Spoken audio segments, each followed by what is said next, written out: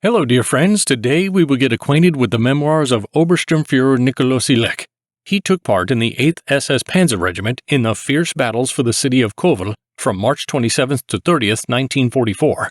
I like these memoirs because here he clearly describes the combat situation and his thoughts based on which he makes decisions.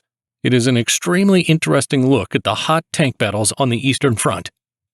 Well, and we begin. Enemy forces of 4 rifle divisions with approximately 20 tanks had encircled the city of Kovel together with Kampfgruppe Gila inside during March 17th to April 5th, 1944. The enemy was defending against a 131 Infantry Division attacking from the west along the line from a wooded area 2 kilometers northeast of Novi Kashari to 1 kilometer east of Stary Kashari, to the western edge of Kalinovka, and to the height west of Klivik. The positions were reinforced with strong pack fronts, artillery, and flak, particularly in the wooded areas 3 kilometers southeast of Stary Kashari and a range of hills west of Cherkasy. Infantry Division with attached 3 SS Panzer Grenadier Regiment Germania and an assault gun detachment had advanced from the west eastward to the edge of Novi Kashari and Stary Kashari. There it had stalled due to the growing resistance. Repeated attacks were unsuccessful. On March 27th, I was transported by rail with the 8th SS Panzer Regiment 5 and attached to the 131 Infantry Division for the further attack on Kovel. Strength of the company, 17 Panzer Vs, Panther, 1 Recovery Panther, and 10 Motira.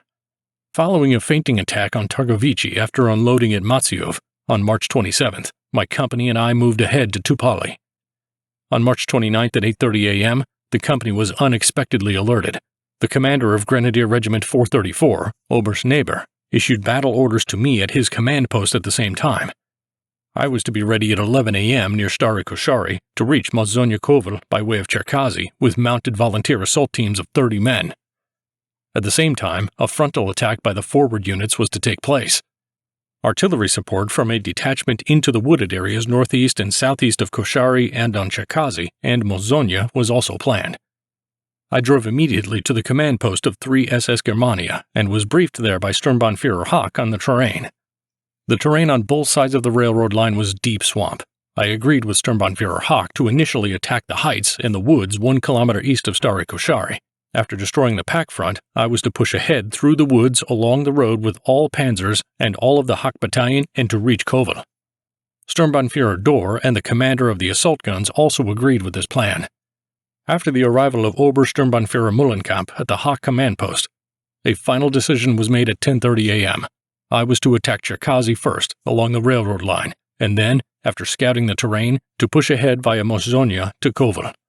The Hack battalion with assault guns was to take the heights in the woods. To the left, the Bolm battalion was to follow the attack of the Panzer Company with 7 assault guns and secure the left flank. But before we continue, I would like to thank War Thunder for their sponsorship of today's video.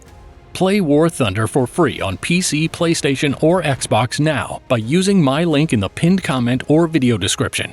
New and returning players that haven't played in 6 months will also receive a massive bonus pack across all platforms. That includes multiple premium vehicles, the exclusive vehicle decorator Eagle of Valor, 100,000 Silver Lions, and 7 days of premium account. Everything's available for a limited time only, so be quick.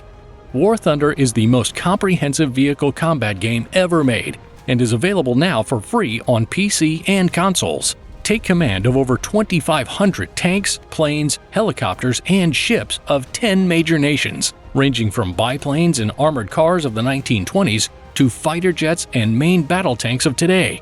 Immerse yourself in the intense combat of War Thunder, where incredibly detailed vehicles, realistic graphics, and authentic sound effects place you right at the helm of the most powerful war machines of our time.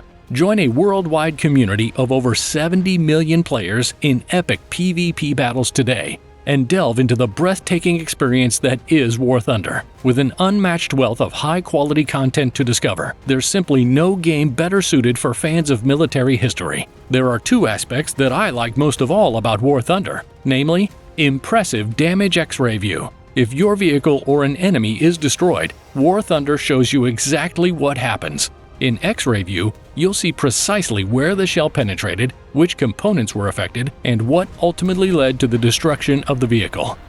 And of course, I truly admire the historicity of the combat vehicles in War Thunder. This game allows me to engage in combat with World War II-era vehicles and experience the atmosphere of epic battles of those days. Interested in trying out the Tiger tank for its strength? Then don't waste your time and follow the link in the video description. Well, and we continue. Because of the lay of the terrain, I decided to assemble at the crossroads at the southeast edge of Stare Koshari to attack initially to the east and break through the advanced enemy positions. Then swing to the north, reach the railroad line in the only swamp-free stretch of terrain, and attack the defensive positions west of Cherkazy to the right of the railroad line. I started out at noon with 16 Panzer Vs and 30 Mounted Assault Team volunteers, broke through the forward enemy lines under heavy artillery, pack, and mortar fire, and reached the railroad line with all panzers as planned. Those of the enemy infantry not destroyed left their positions in the direction of the wooded areas. During the further advance to the right of the railroad line, 5 panzers got stuck in the swamp. They were ordered to secure the right flank with their guns against the wooded areas since our own infantry was not yet to be seen there. With the other panzers, I attacked the heavily fortified positions, which were equipped with 10 to 12 packs, 600 meters west of Cherkazy. 3 panzers were disabled by enemy fire. The planned artillery support was not provided since the accompanying observer was unable to establish radio contact. After knocking out all of the enemy guns, I reached the height at 2:30 p.m. and destroyed, with the help of the volunteer assault teams, the infantry that had remained in the positions. Because of heavy blowing snow and reduced visibility, I remained on the height for some 45 minutes. At 3:30 p.m., I started a further attack toward Cherkazy with the intention to encircle the town to the right. Since 3 more panzers got stuck in the swamp, I crossed the railroad line just north of Cherkazy and attacked the town, circling to the left. After a short exchange of fire, the guns stopped firing. The western edge of town was set on fire by our shells. Enemy infantry of approximately 1,000 men left the town in northerly and easterly directions. A reconnaissance assault was then executed in the direction of Moszonia, during which 5 packs were knocked out and 2 panzers got stuck in the swamp. Around 4 p.m., the infantry of the Böhm Battalion reached my forward forces and asked for fire support to clear out the town. The occupation and clearing was completed at 5:30 p.m. without encountering any significant resistance. At approximately 6 p.m., I received the following radio message: company to remain in Cherkazy and secure to the north, east, and southeast. I then ordered the mobile panzers to set up defensive lines to the north and east, and those stuck to the right of the railroad line to secure the south. At dusk, I ordered the towing of the stuck panzers. In the town, we captured 2 abandoned flak guns and 4 7.62 infantry guns, as well as a number of mortars, anti-tank rifles, and horse-drawn vehicles. Judging by the flares, the infantry to the south of the railroad stood a fair distance to the west. Calm set in around 7 p.m. At that time, I judged the situation to be the following: the target of attack, Cherkazy, has been reached as ordered by the regimental commander in his last radio message. At this time, I have 6 fully serviceable panzers. Another 3 to 4 can be towed from the swamps within the next 3 to 4 hours. Because of the swamp, I cannot count on supplies of fuel and ammunition by Maltira. Our own infantry has reached the height to my left and occupied Cherkazy. To my right, flares indicate our infantry far away. My scouting and reconnaissance sortie in the direction of Moszonia has indicated that a further advance in this direction toward Kovel is almost impossible. 1, because of the swamp, 2, because of fuel shortage, and 3, because of the strong resistance, which has begun to show there and which indicates that the enemy is expecting us in this direction. The terrain to the east is also completely impassable, the same south of the railroad line to the edge of the woods. The enemy does not appear to have set up a further anti-tank defense to the south and east after the destruction of his 3-line pack position of 16 guns west of Cherkazy. None of my stuck panzers were fired upon despite a favorable firing distance. It is not probable that the packs could be towed during the night to block the railroad embankment because of difficult terrain.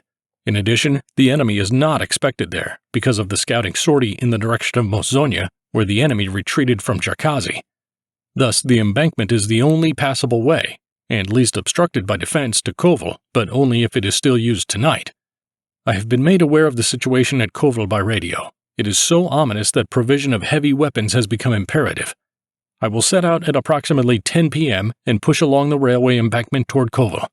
Doing this, I will not be abiding by the last received order to defend Cherkazy, but I will be acting within the intent of the original plan of attack to reach Kovel. Around 7:45 p.m., Hauptmann Bohm made contact and advised me that he had sent patrols in the direction of the wooded areas east of Cherkazy. So far, they had not reported enemy contact. Hauptmann Bohm inquired about my intentions and advised that he would set out with me at 10 p.m. along the embankment. At approximately 10 p.m., the regiment discontinued contact. Radio communications would be re-established on March 30th. We were to be ready to march then also. At the same time, I was told that my company would not see any action on March 30th. Since the salvaging of the panzers was greatly delayed, I sent word to Hauptmann Bohm's infantry that I would set out only at 4 the next morning. At 3 a.m. on March 30th, I had available 9 mobile panzers. With these, I started out in a column at 4 a.m. along the embankment. The infantry of Hauptmann Bohm followed to the left of the embankment and deployed toward the wooded areas behind the panzers. 2 kilometers east of Cherkazy, we received fire from 2 enemy tanks in the woods to the right of the embankment. After destroying them, we lost 2 panzers to mines during the further advance. The infantry, which had stayed back during the firefight, then moved ahead of the panzers to form a safety net that included the railroad station and woods to its east as well as the ammunition dump to the right of the railroad embankment. Enemy resistance was minimal. A mine barrier was cleared up at 6 a.m. by an assault team of pioneers. Hauptmann Bohm advised me that he had orders not to advance any further. I explained to him that I could not stop and continued on, the accompanying assault teams riding on the panzers. I had ordered the 2 panzers rendered immobile by the mines under the command of Oberscharführer Voss to commence preparations for repairs and to defend the Cherkazy railroad station at the same time. This was to keep the railroad embankment open for the panzers following behind. Hauptmann Bohm provided me with infantry for the close-in defense of the panzers. When my panzer spearhead had approached to within 2 kilometers of Kovel, I received the following radio message. Order from the battalion commander, stop the panzers. This message had been shouted to the commander of the trailing panzer by a messenger sent by Hauptmann Bohm and was relayed to me by radio. My leading panzers were already engaged in battle with enemy infantry and anti-tank riflemen who cut off the northwest exit of the city. Shortly thereafter, a violent firefight developed with 10 to 12 flak and artillery guns from a line roughly Kovel-Moszonia. For these reasons, it was impossible for me to stop, and I disregarded the message from Hauptmann Bohm. Apart from that, he was not my superior. The threat to our left flank was temporarily neutralized by heavy blowing snow. At the same time, the enemy positions, blocking the way ahead of the advanced position of Strecker, were destroyed. Again, the accompanying assault teams performed excellently. The contact with the infantry of Hauptmann Bohm was lost. At approximately 7:30 a.m., we reached the loop in the railway and linked up with Hauptmann Strecker. After acceding to some special requests regarding support in fighting the enemy's defensive forces in the northwest of the city, I pulled into Gila's command post and reported to the group leader General Lieutenant at 8:15 a.m. That is all for today. Again, thank you to War Thunder for sponsoring this video. Don't forget to play it for free on PC, PlayStation, or Xbox now using my link in the pinned comment or video description. New and returning players that haven't played in 6 months will also receive a massive bonus pack across all platforms, including multiple premium vehicles and other goodies. Available for a limited time only, so make sure not to miss it. I hope you enjoyed this video. Goodbye everyone, see you all later.